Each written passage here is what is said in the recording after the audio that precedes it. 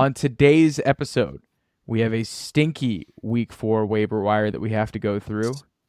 It may be stinky, but there are some gems. Okay, we're gonna have to. There's some guys out We're there. gonna have to go through it a little bit, but there are some clear winners on the wire that you need to target. But if you are watching this video right now, odds are you care about fantasy football, you want to win your fantasy football leagues, and if you care about fantasy football and you want to win your fantasy leagues, you should be subscribing to this channel. Go ahead, hit the subscribe button, click the like button, turn on those notifications. We are coming to you 3 times a week, Aidan. 3 times. Sunday recaps. 3 times a week. Waiver wire analysis and weekly matchup previews.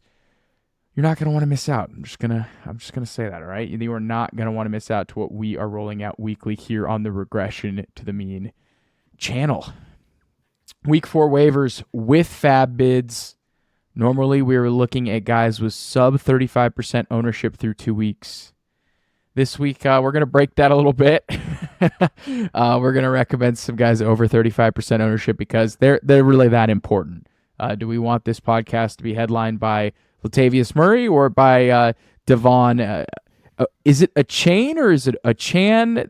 Did you see this Adam Schefter tweet? We'll talk more about it. Yeah, the tweet sounds like Achane. Sounds like it's Achane. Achane. Or is it? Oh, yeah, Achane. I think. DeVon Achane. I'm gonna have to figure this out. But Aidan, I guess I just tipped our hand a little bit. Starting off with running backs, who are you targeting this week on the wire?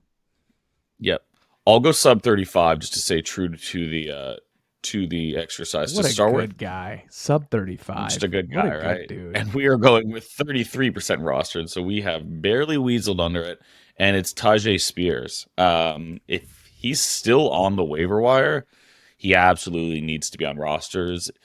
I continue to say it every week. Like, I still can't really grasp him continuing to out-touch and out-snap Derrick Henry. It's just not something I saw happening, just given how durable and how much of a workhorse Derrick Henry has been week over week. Just looking back at this week alone, this has been a common thread all year. Derrick Henry had 38% of the snaps. He turned 11 carries into 20 yards. Tyjae Spears with 56% of the snaps. Less touches overall, 4 carries for 6 yards. Caught all 4 targets for 3 yards. I think the targets thing is something that definitely catches your eye, though, as Derrick Henry has never really given you any type of PPR upside in fantasy football. So the fact that the guy that is kind of phasing him out does have a bit of juice in the pass catching game is exciting. Again, I'm not spending much fab on this. I wouldn't spend more than 5%, maybe 10% if you're a Derrick Henry owner and you're just trying to kind of get ahead of it.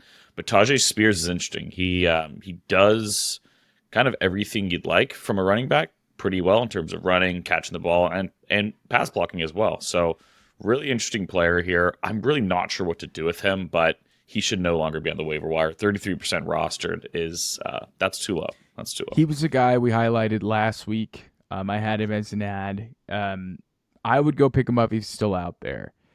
It might be Jover for Derrick Henry. It is not looking great. Now playing the Browns front seven. The Browns front seven is brutal. So we'll see. That offensive line, not great. Tannehill looks washed. Yeah, it might be Jover for the King. I would go pick up Tyjae. Would you say 5 to 10% fab? Yeah, I would say like 5. Yeah, I like 5 to 10. Max. I wouldn't get super aggressive with Tyjae, but he could be a guy by halfway through the season is the starting running back due to an injury, or he's already getting a lot of snaps. So it's just whether or not he's going to get more touches. So I like that pickup. I am going to go with someone who's rostered in 47% of leagues. Going to break the 35% rule because I think it just needs to be called out. We've already hinted at it, but DeVon Achane or Achane, I can't believe this is Kieran Williams and DeVon are going to kill me this season, but 52 fantasy points in his first full game as a starter. He's now RB5 on the season before the Monday night games, and we are recording, again, it is 2:30 on Monday, so we have not seen any of these 4 teams playing on Monday night, right? So we if there's an injury, just like last week, or when Jerome Ford became the hottest waiver wire ad, we'll come in with a recommendation as it gets released. But we're recording this at 2:30 on Monday, so take this with a grain of salt. But Achane, 52 fantasy points this week makes him the running back 5 through 3 games this season, and this guy did not play in week 1. So do we think that he's going to score 52 fantasy points every week? No, I do not think DeVon is going to be doing that on a very often. But if I could tell you there was someone on the waiver wire who has a ceiling of 52 fantasy points, you'd probably be pretty stoked about getting that player. And we now, though, that this guy's ceiling is legitimately slate breaking. 52 fantasy points, that's fucking nuts.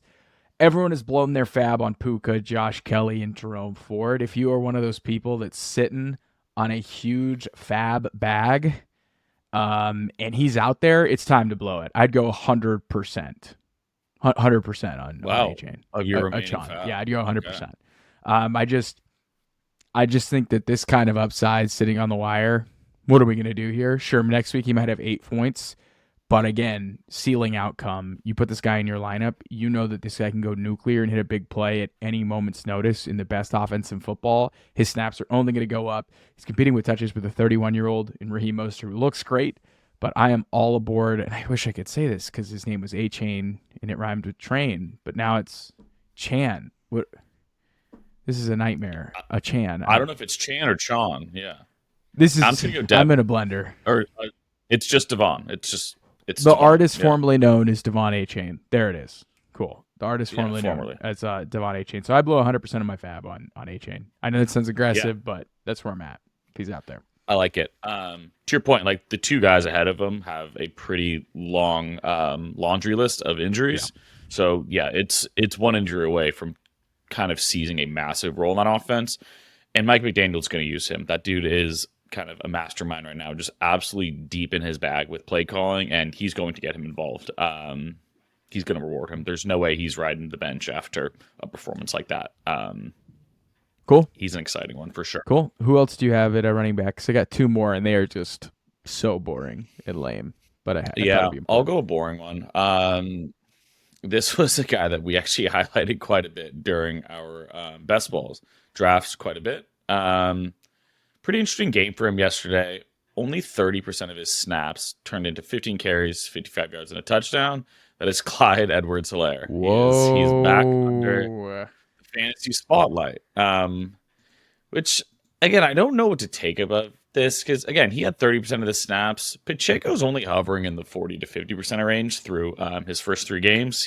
I think 52% was his highest snap share thus far, but the other 2 games were in the low 40s. So this is an interesting running back room. This is probably only someone you're scooping up to stash or maybe grab if you have Pacheco as well. But it is worth noting, Clyde has shown so many flashes. He's never going to live up, obviously, to the bill of that first-round draft capital, but Clyde has shown the ability to not only run the ball and catch the ball in the NFL. It's just not the most advantageous situation, given they don't really lean on one running back to carry the bulk of the touches, but it's something to at least put on your radar, whether he's more so just being on your watch list or maybe you're putting 5-10% fab. You've got quite a bit just trying to grab another running back. I think he's at least, given his performance yesterday, he should have your attention to some degree. I'd have Clyde in the maybe 4 to 7% fab range. I would not go crazy. However, no, not at all. There's a chance you can get him for free. I don't know if anyone's going to get him for maybe him. even like just wait and get him for 0. 1% bid. I'm not the biggest Pacheco fan. I think he looks cooler than what he actually is. Right? He's just juking out guys like when he doesn't need to. I don't know. Just get north and south. He's the lead back, right? And there's no denying that. And McKinnon had a nice game finally, so that's interesting. But I think Clyde probably should be on rosters. He got a couple goal line carries. It's not a sexy pick, but it's one worth picking up, especially if there's continued to see injuries in that backfield. Yep. I have 2 handcuffs here. I've got Rico Dowdle, 4% rostered. No, not Dowdle. The vulture himself. He's a clear handcuff to Tony Pollard. He continues to see like 15% of snaps. So clear backup, clear handcuff. He got in the end zone in week 3. He showed a little juice, Yeah, she looks good. He looks like he belongs for sure. It's the Pollard show, but if Pollard were to go down, Dowdle would be someone I think you could start. I don't know, Oh like yeah, super confidently, but you could plug him as maybe an RB2, 1 to 5% of fab, nothing aggressive.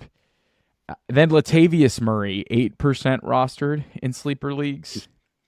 he's back. He's seen it, and then I had him last week too. He's seen it a higher snap percentage than Damian Harris, so he's just clearly has that number 2 role. He's the clear goal line guy. He has 5 receptions in 3 games. He continues to look more solid than people are willing to admit. James Cook is the workhorse, except when they get to the goal line, which makes no sense. But Murray continues to offer some flex appeal. I think he had 12 fantasy points in week 2. He had 9 in week 3. Scored 2 touchdowns in back-to-back weeks. So if you were like in a desperate pinch, you could probably play him if they're when bye weeks come up in the flex. And if anything happens to Cook, I think Murray would be the guy that you want. So 1 to 3% of fab. Yeah, without a doubt. 1 to 3% of fab on Latavius Murray. 1 to 5% on Rico Dowdle. Don't go crazy on these guys, but they're worth stashing, worth as a handcuff. If you have Cook or you have Pollard and you have an available roster spot and you feel pretty good, I'd feel pretty decent about picking up these guys as insurance. Yep. Any other running backs for you? Is that it? No, I thought about like Kendre Miller, I guess. I don't know. I'm kind of just waiting to see what happens with Kamara, though. I was really hoping to see more from him last week. It wasn't the most inspiring performance, given it was just him and Tony Jones in the backfield, and he really didn't do a whole lot. 9 carries for 34 yards, caught 1 target for 0 yards. So I was really hoping to see more to kind of cement himself as, the 1B to Alvin Kamara once he's returning, especially with Jamal Williams on the IR. But I don't know. You maybe want to roster him. This is someone, like 3% at most for Kendre Miller. He's got the talent. They gave up draft capital for him, but we'll see. A lot of injuries, and I'm just not really sure what his role is going to be. Yeah, I think that's worth a good call out. I think Kendre has upside, but Alvin Kamara looks like he's gonna. I mean, if he's good this year, he could be like a league winner type because everything is so set up for him. 7th, 8th rounder too. Everything is so set up for him to smash. I'm skeptical, but the setup is really clean right now for Alvin Kamara. Moving on to wide receivers. Wide receivers are better than running backs at this point, which I think is stuff that you're going to expect to see. So I'm just going to call out someone who's owned in rostered in 48% of sleeper leagues, similarly to the artist formerly known as DeVon Achane. And it was a guy I called out last week as my priority waiver ad. So if you listen to me, I'm going to toot my own horn here. I said he is by far and away the biggest ad over Tutu Atwell. That's Tank Dell. So again, I thought after a really strong week 2 and the Noah Brown IR hamstring situation that it was a great time to go pick up Mr. Tank Dell. I ended up picking him up in 2 to 3 leagues, so I'm really happy with prioritizing him. He's a full-time player, and the breakout's already happened. He had 27 fantasy points last week. CJ Stroud looks for real. Tank Dell looks for real. He's a tiny guy, but he's a baller. He was a baller in college. Aidan called him out when we did our pass catcher draft. Aidan was all over his production. His size was a concern, but he said this guy's flat out good. So Aidan, good call on that in the offseason with Mr. Tank Dell. I'd say 20 to 30% of your fab. I'd be pretty aggressive, even more. If you have enough to spend, I could even see myself doing 30 to 40% because I just think you're going to be able to play him at the flex. If you do 2 flex leagues, I think you're really going to get away with playing him. And he offers such big play potential in that offense. I think it's kind of a no-brainer with Tank Dell. And we covered more of it in the buys and sells episode that we just dropped on the Sunday recap on our feed. We were highlighting why Tank Dell is such a buy, so you can listen to that. But I think you should be getting pretty aggressive if Tank Dell's out there on the wire. Yep. Yeah, I completely agree. Between what we've already seen from him and then the play of CJ Stroud, pretty much only getting better week over week just through 3 games. This is kind of looking like his wide receiver 1. It's either going to be him or Nico Collins. It could be a week-to-week thing, but these are the top 2 options in that offense. And yeah, he's barely owned in just under half of leagues. So yeah, go get Tank Dell. Absolutely big priority there. They can't run the ball at all with that offensive line, so I think they're going to continue. They cannot run the ball. To which is Great news for us. To be super pass happy. Aidan, who's your top receiver on the wire? Yep. So outside of Tank Dell, I think my top option is going to be Josh Palmer. Which pains me to say is we really want Quentin Johnston to be the wide receiver 2 there, but in reality, it's just not the case. I was looking at some stats earlier. When Mike Williams went down, of the 10 dropbacks that took place after that, Josh Palmer ran 10 out of 10 routes alongside Keenan Allen. Quentin Johnston ran 3.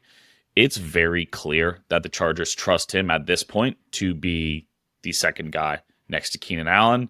He already had a pretty good game last week. He caught 4 of 7 targets, 66 yards, found pay dirt, 14.5 points, man. That's good for a flex spot, and his role is only going to increase.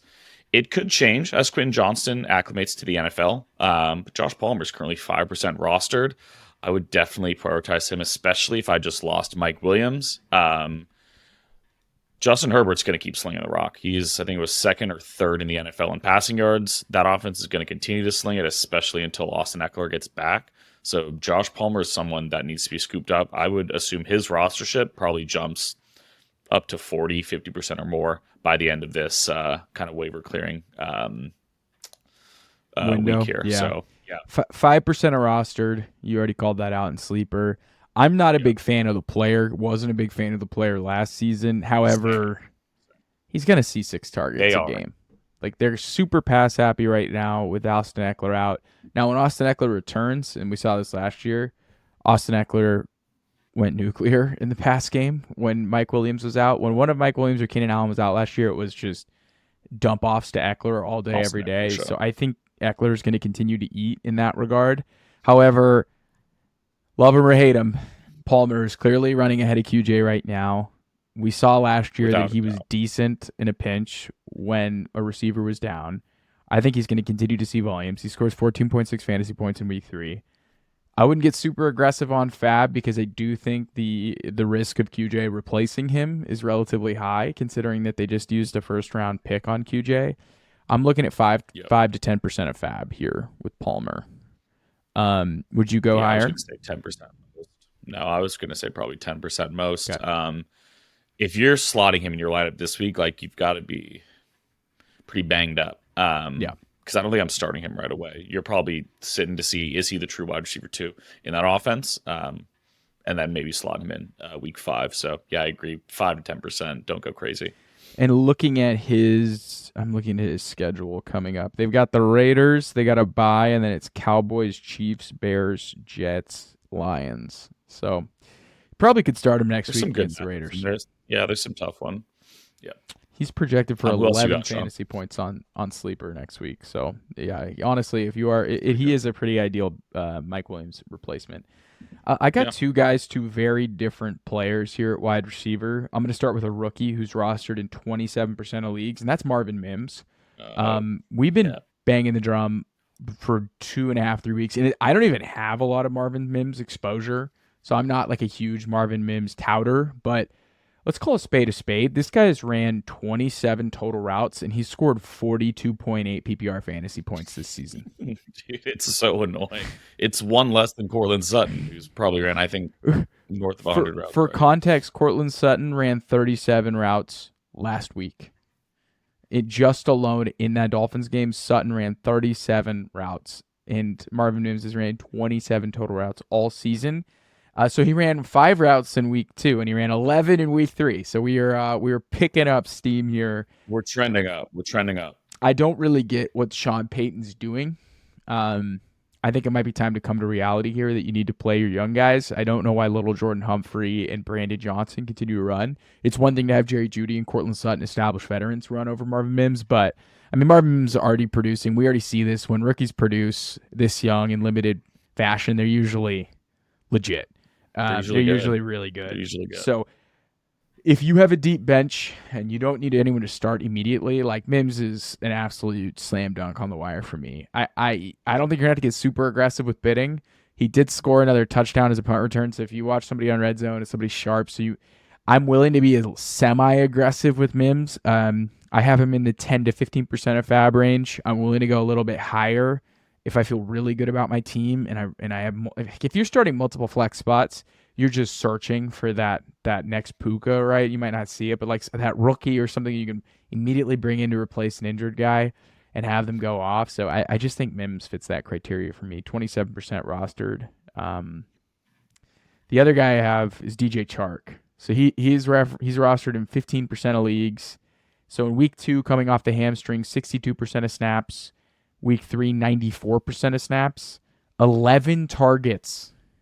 11 targets in his week 3. Only 4 receptions. So it's just deep bombs to DJ Chark. That's literally all it was. But he got home, 4 receptions, 86 yards, and a touchdown.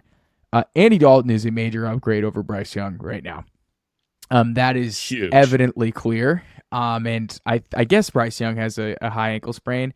I think the Panthers have a bye in week 6. I think there's. He's not playing till. I think there's. He's not playing till. I think that there's a legit chance they give Bryce a breather. Which is insane. It's a good call. It's insane, but they probably should. I don't bid too aggressively on DJ Chark. Like this is kind of like somebody you throw in a pinch.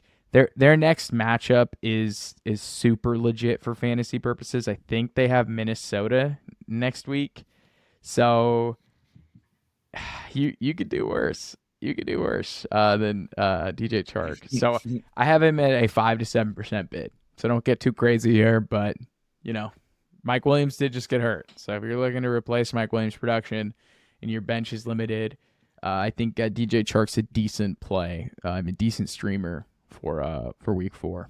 Who else do you have at wide receiver? Yeah, I've got another rookie. This is a guy that we were pretty high on during the whole pre-draft process. That's Josh Downs. Pretty interesting week from him. Again, it's something that I'm still trying to fully digest because I don't know what to think about his performance, but it has my attention. Josh Downs led the Colts in targets on Sunday, catching 8 of his 12 targets for 57 points and just under 14 fantasy points. Rostered in just 12% of leagues, started in 2. One, I don't really know what to do with this given Anthony Richardson is obviously the long-term quarterback and he was not the one throwing the ball. And kind of on top of that, I don't know yet if he's actually going to be the number 2 in that offense. Is he going to actually beat out Alec Pierce and be the number 2 next to Michael Pittman? I'm not sure, but the volume and the performance is definitely worth noting. This is definitely a stash play as well, maybe 5% at the most. But again, Josh Downs, really crisp route runner, can kind of beat you at all levels of the field and performed. I kind of been waiting for more Josh Downs in weeks 1 and 2, and we kind of got it last week, which was awesome. Gardner Minshew fed him often, and he was rewarded with a pretty solid fantasy day. So, yeah, Josh Downs is an interesting one. I still just don't know what to think of it. I'd probably bidding 5% most until Anthony Richardson comes back to see what I actually have with him. But it was impressive, man. You like to see the rookies, performing early, like you mentioned. Slot only guy, clear role, already kind of taking over number 2 target share in this offense. So, yeah. I don't really know what to make of the Minshew performance. They threw a ton, but they've thrown a ton in Richardson's. It really didn't look that different. They just less QB running. It was still super fast paced. I don't know, and Richardson hasn't cleared concussion protocol yet, so we'll see. Please. We'll see. I need him back. back. I need him back out there too. I need him back out there too. I like that. So we have Tank Dell, Marvin Mims, Josh Downs, DJ Chark, and Josh Palmer. That's pretty solid. That's pretty solid. Tank Dell being the one we'd be the most aggressive on, and then everyone else is in kind of that. I'd probably go Mims second out of that bunch. Yeah, Mims is for sure the second. And then Paul, if you're desperate, Palmer really isn't a bad bet. You'd have to bet on QJ not being good. So if you're just like a big conviction play that you don't think QJ is good. Which isn't very fun. We want QJ to play well, but he clearly has not earned the trust of this coaching staff yet. I don't know if he doesn't know the offense or if he's just not good. But yeah, he's not getting snaps for a reason. It doesn't look bad. It doesn't look great when he's out there, but it doesn't look like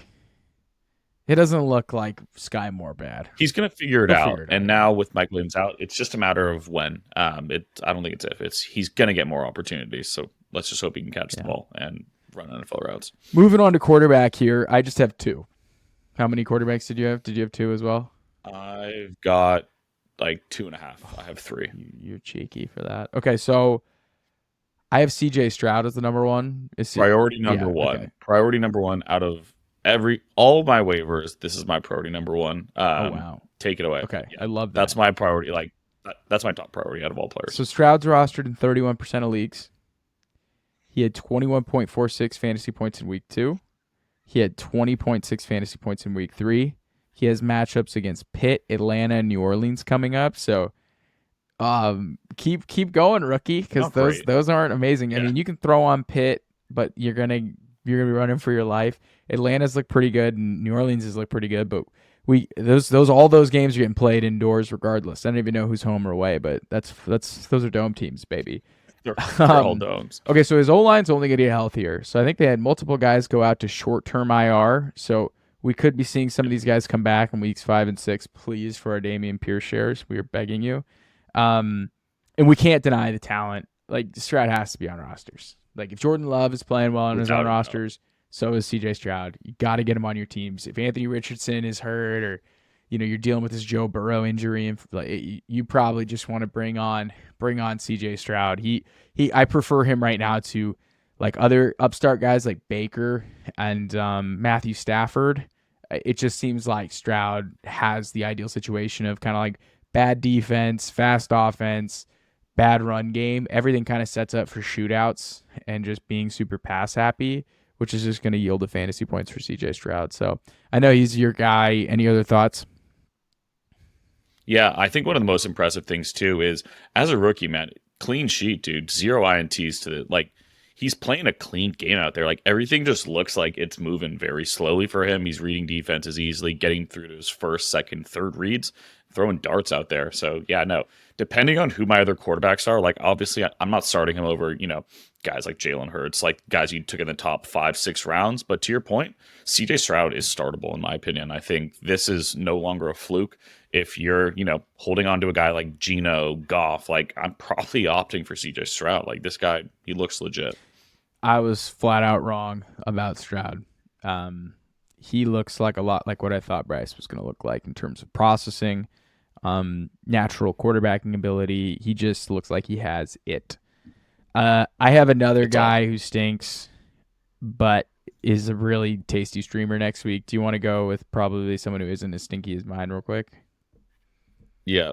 So mine is due to injury. Jameis Winston. Okay. Jameis Winston should be on your radar to a degree. He has not been the starting quarterback in a couple years, but Jameis Winston kind of used to be like fantasy gold, like multiple seasons over 4,000. He had a 5,000 yard passing year. That Saints offense is good, dude. It's not like he's stepping into a bad situation. He's got good wide receivers. You've got Alvin Kamara coming back. Pretty sturdy defense. Jameis Winston in a pinch, you could do a lot worse, in my opinion. I think he's going to sling the ball a lot. Chris Olave owners should be pretty excited because Jameis is going to stretch the field. He's a gunslinger. That's just who he is. So Jameis Winston. He's I think sub 5%. I forget to put down what his ownership was. If you owned him, I don't know what you're doing. But I guess good for you for getting ahead of this one. 10 for 16 for 101 yards. So that's what he did in relief against Green Bay. He's got matchups against the Bucs and the Patriots. It looks like Derek Carr is week to week with the shoulder injury. So my guess is he avoids IR, so he comes back, in 3 weeks? So maybe week 7? I don't know. We'll see. I like Winston as a streamer. You're really in a pinch, yeah. Another guy that I would stream if he starts next week, but I think he's going to start, is Andy Dalton. That's the other one I had too. Andy Dalton is rostered in 5% of fantasy leagues right now on Sleeper. 23 fantasy points against Seattle. I had to play him this week in a Superflex league, and he's probably going to win me that matchup, which is absurd. He went 34 of 58 for 361 yards and 2 touchdowns. He has matchups against Minnesota, Detroit, and Miami coming up. Those are all Dalton against Minnesota. Maybe not Miami. But... Dalton against Minnesota. Yes, the battle of 0-3s. Come on, man. I mean, the Red Rifle is going to be a play next week, and it's Adam Thielen's revenge game. By the way, Adam Thielen, what is going on? Dude looked awesome. I don't What know, the hell? man. I don't know, dude. That was a turn back the clock game watching Andy Dalton and Adam Thielen. We need Zach Ertz on that team. Bill Simmons was like, let's just get Zach Ertz on that team just to create like the most washed guys doing stuff. That offense looked so much better with a 35-year-old Andy Dalton instead of the 1-1 it was rough, this year's NFL draft. I mean, that had to have you. The NFL giddy. is so weird. That so had to have weird. you giddy as a Bears and they fan. still lost. I'm like, this is the perfect of outcomes. One, I'm like, Bryce might stink. They still lost. I'm like, oh, this is awesome. So okay, yeah, he's serviceable, dude. I would have, because we missed the bid, but CJ Stroud 5 to 10% a fab bid. I don't think you have to get too crazy because I don't know. Probably not. I'd maybe do a little more if like you don't. If you need a quarterback, and then if you're in a super flex, get crazy. Like I'd put in a pretty fat bid. I don't think CJ Stroud's out there in a super flex though. And no. Andy Dalton 1 to 3% fab. Don't get crazy here, folks. You are bidding with no one. Yeah. You're bidding with no one here. It's the red rifle. He's no one wants him. He's temporary. You probably don't even have to put in a dollar figure for the bid. And then Jameis, same, like 1 to 3%. Don't get too crazy. Yeah, okay. I would do even less on him. I'm one Josh Dobbs week away. More, right? No, I'm one Josh Dobbs week away from. I'm one a week away. If he does like a decent game against the 49ers, he's going to be headlining the waiver wire episode for week 5 because that guy looks fucking awesome. He's like hella mobile, completing 16 to 21 of his passes against the Cowboys defense that made Daniel Jones literally wet the bed. It's some nasty stuff, dude. That's some nasty stuff. Dude, he's playing. The rushing upside is a nice surprise. Yeah, I've got him as my QB3 in our Regressing Dynasty League, and I'm like, am I going to sit Justin Fields for Josh Dobbs? Like, what is this? What is 23 coming to? No, the guy is showing up, man. He looks the guy's legit. Showing up. They got a good.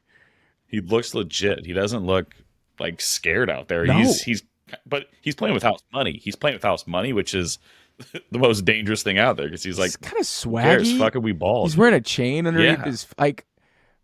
Good for Josh Dobbs. I'm just gonna say that. Good for Josh Dobbs. He is not. We are not making the recommendation yet. But he's had a 25-point and a 17-point outing in back-to-back weeks. Yeah. He's close. All right. After the Andy Dalton recommendation. He's securing a nice like half decade of being like a backup QB. Like he's like millions of dollars he's securing by like these couple of weeks, which is the best. I mean, he did it last year when he had that like emergency game where he like played really well for like the tight. Like he had no business being in that game, playing basically for the playoffs with Ryan Tannehill out against the Jaguars. So he's a gamer. Crazy. Okay, sure. I've got 2 tight ends here. I think both these guys were my tight end pickups last week. I'd have to double check. Did I have Luke Musgrave and Jake Ferguson? Were those the same 2 I had last week? Is that who you have? Those are the 2 I have. Okay. I think you did do both. I did Ferguson and Musgrave last week too. Okay, Musgrave's rostered in 25%. I don't know how he's rostered in 25% of leagues. It should be more. He's the tight end 9 on the season. He continues to see a super high snap share. I don't think we're ever going to see Christian Watson, so that definitely helps his case. He has 15 targets in 3 games. In week 3, 8 targets, 6 catches, 49 yards. Jordan Love, who Aiden admit might be good. He still missed Musgrave on a couple open deep shots. So Jordan Love's still kind of cleaning up some areas of his game, especially on deep passing. But Musgrave's close to like having a really big week, like a super big week. So I'm a big fan of Musgrave. I think you should go pick him up. I feel pretty like he seems more startable than David Njoku right now, which seems kind of insane to me. But he's close to having his breakout position, man. He's close. I do like 10% of my fab. If you don't have a tight end and it's bleak, I think this is a weekly starting tight end with upside. So I'd say like 10 to 12% of my fab on Luke Musgrave. What do you think there? His snap shares increased week over week. I think it was just under 90% off the top of my head. He had 8 targets. Like Jordan Love for sure trusts him. I think the return of Christian Watson definitely hurts Dobbs more than Musgrave. I think, Musgrave kind of some of the middle of the field stuff. I know he runs out of the slot too. I like him going forward. He's this rookie tight end class, he just continues to impress me. Like, they're all kind of showing up. Musgrave, They're legit. Laporta, even Kincaid. Flashes, like, it's been super impressive. It's been legit. You gotta love like Luke Musgrave, super deep ADOT. We love when our tight ends are hitting big plays. It's such a huge way to gain an advantage. And then the other guy I have is Jake Ferguson, rostered in 34% of leagues. Tight end 10 on the season. He has 18 targets in 3 games. He has back-to-back 10-point outings. He hasn't gotten the end zone yet, but he has a ridiculous amount of end zone targets. I think he's like number 1 in the NFL right now in end zone targets. He scored last week, no? No, he hasn't. In week 2? Did he get in? I don't I think thought he got in, week dude. 2. A little like 5-yarder? No? She's. Let me look this up. I think I remember fuming because the posse didn't stand up and it was full.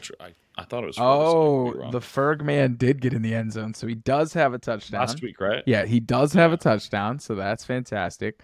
Yeah. But he again has a ton of red zone targets. Ton of red zone targets. Brandon Cooks does not look great right now. He's not doing much. Bummer. This offense truly needs a second playmaker in the passing game. Maybe, Cooks gets healthy off the MCL sprain, so we start to see him unlocked a little bit. But they're searching for answers as the number 2 pass catcher behind CeeDee Lamb, and Dak really is trying to get to Jake Ferguson as much as possible. So I don't think you're gonna have to bid as much because Luke Musgrave might be a little bit of a sexier name, but I'd go like 8 to 10%, 7 to 10% on Jake Ferguson. I'd feel pretty good about starting him. 6 targets per week. You're getting a really high producing opportunity tight end each week with 6 targets. So I'm gonna take it. More just expanding on Ferguson real fast before we wrap up. Tight end is like they targeted him like outside of the red zone this week too. Because I was a little hesitant coming into week 3. Like it just felt like every target was like inside like the 5 or 10 yard line, which by no means is that like a knock on him, but him being more involved like throughout like entire drives. You see like 48 yards, like he was doing some deeper routes. It wasn't just little play action dump off from Dak in the red zone. So I thought it was encouraging to see him more involved in the entire kind of scheme of the offense, not just the more so red zone part of it. That's a good call out. He definitely his route tree is expanding, which we like to see here, which is awesome, which you want to see. I have a couple defenses, and I do have a kicker. I'm not always going to recommend kickers, but I am actively shopping for a kicker right now because Daniel Carlson, and I don't like playing in kicker leagues, but Daniel Carlson's got to go. It is the Raiders do not seem that interested in scoring points this season, bro. So defenses, that's probably more actionable. I think we got. If I have your kicker, I think you got to go pick up the Browns defense. They look so legit. They're available in like 34% right now of sleeper leagues. I think they have a date. Let me see here with the Browns defense. The Browns defense is available in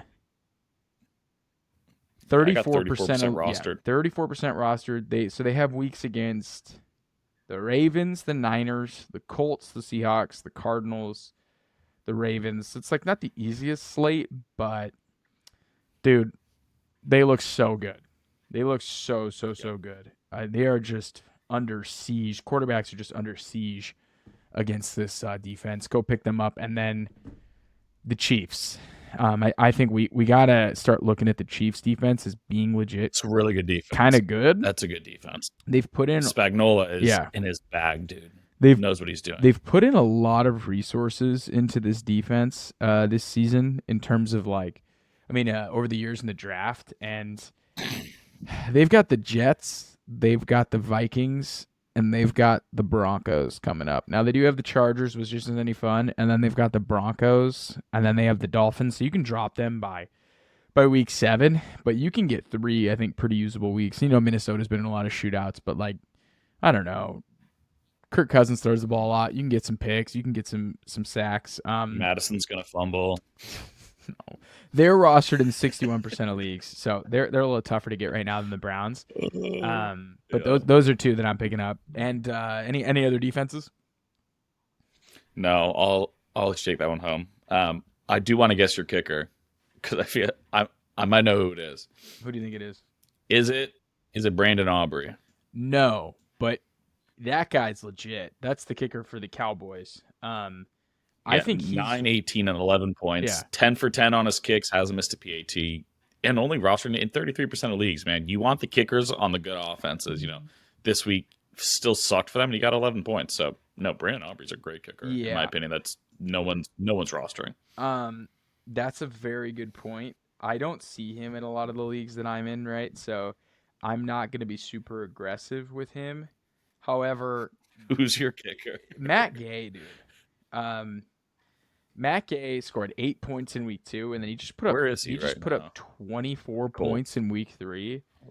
He went 5 for 5 on field goal attempts in the rain in Baltimore, and they kick indoors, and this offense moves the ball. I think they'll be more aggressive on going for it when they have Anthony Richardson at quarterback than Gardner Minshew. But I think this is a team that's going to be putting up a lot of points all year. And you kick 5 field goals and you make all of them. That's pretty impressive. Game winner too. And game winner, man. Another one, Dustin Hopkins for the Browns. He's put up now 12, 8, and 12 in 3 games. And the Browns look like a team that's going to play good defense and kick field goals, and Deshaun Watson's going to do some outrageous, boneheaded stuff, but they're going to be able to move the ball. Yep. So I can't believe we're giving you kicker recommendations. But we're evolving. We're always evolving as a crew. We will not leave you empty-handed, regardless of what roster spot it is. Man, that's what we're here for. You give yourself the Browns battery. That's what I'm going to call it. Browns defense, Dustin Hopkins. The Browns battery. Yeah, go treat yourself to the Browns battery this Tuesday and Wednesday on the waiver. Aidan, before we jump, Monday Night Football predictions. What do you got here? Oh my gosh, predictions. I'm going to say Joe Burrow does not play. I think Zach Taylor is fucking with us, which I get. Part of the deal. I think the Rams win. Actually, I think the Rams beat them. I think they go on the road and beat Jake Browning, and I think both road teams win. I think the Eagles go into Tampa and they win a pretty sloppy game. I don't think that one's going to be pretty, but none of the games they played in has been very pretty. So I think that might just be a common theme with them. Just absolutely pound the rock and kind of squeak out wins. So I'll say the Bucks cover +6 and the Rams go in as a 3-point road dog and beat the Cincinnati Bengals. The Rams are a 3-point dog? 3-point dog on the road with what is looking like Jake Browning. They should not play Joe Burrow. You cannot play Joe Burrow. Wait, what? The Rams are a 3-point dog? That's a fishy line.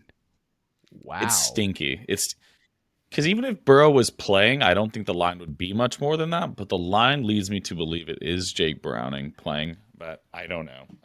They're definitely keeping it on wraps, which makes me think he's not playing. The line if opened Joe Burrow plays, then my take doesn't count. The line opened at -7.5, and it went all the way down to -3 Bengals. Yep. And then the Buccaneers got some juice. It was actually +7 Bucks, and that has bounced. It bounced to +5, and now it's +5.5 right now. Yep. I think they cover that. Bucks home dogs against an Eagles team that's looked a little disjointed. I don't know. It wouldn't be the craziest upset either. These are fun games. I don't know. That team's just playing. It's just, this is a much better Monday slate. Okay. Last week was pretty bad. I think this will be a good one. Last week was generational. I love watching Derek Carr bad game on primetime. It's like, what's going to happen next? It's just touchdowns and then just sacks. It's just a great time. You get into the red zone and you pretty much just accept unless they run the ball. There's no chance you're getting it. And that's why I picked Daniel Carlson, because the man was a god. But I remember Derek Carr. He's going to get you field goals, not touchdowns. All right. Yep. Aidan, thank you for joining, talking through waivers. And until next time, and thank you, everybody, for tuning in.